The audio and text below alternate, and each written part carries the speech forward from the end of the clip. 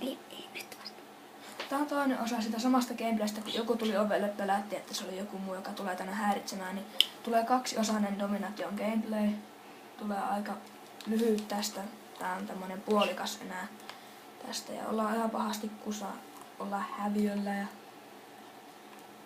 sitä samasta gameplaystä on tämä toinen osa. Siinä mä laitan ensimmäinen osa siihen ykkaa videoon ja toiseen toka osa. Sitten laitan syyn siihen, niin ei tarvitse sitten ihmetellä, että miksi.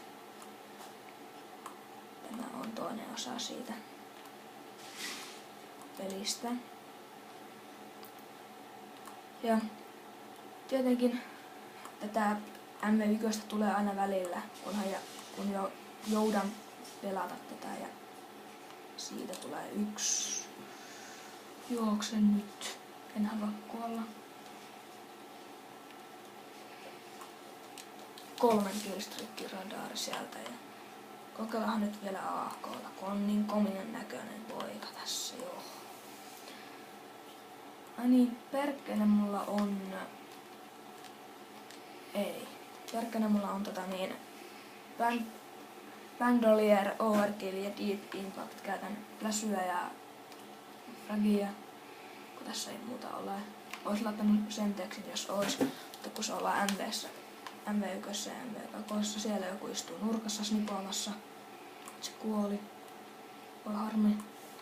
Lyhyt elämä sillä pelaajalla. Niin kyllä mullakin.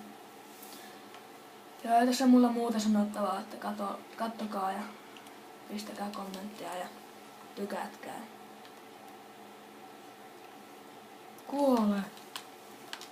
Ei tällä saa mitään, pitää vetää PvP:ksi läpi. Sillä saa. No kyllä lentää naattia, perkele.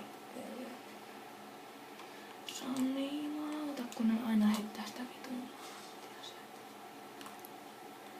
Ja sit sieltä tullaan nurkasalla RPDllä, että voi nuupempia pelaajia olla täälläkin. Statsitkin on varmaan ihan mahtavat. Nyt tulee lagikuki. Ghost Ended Game. Jee.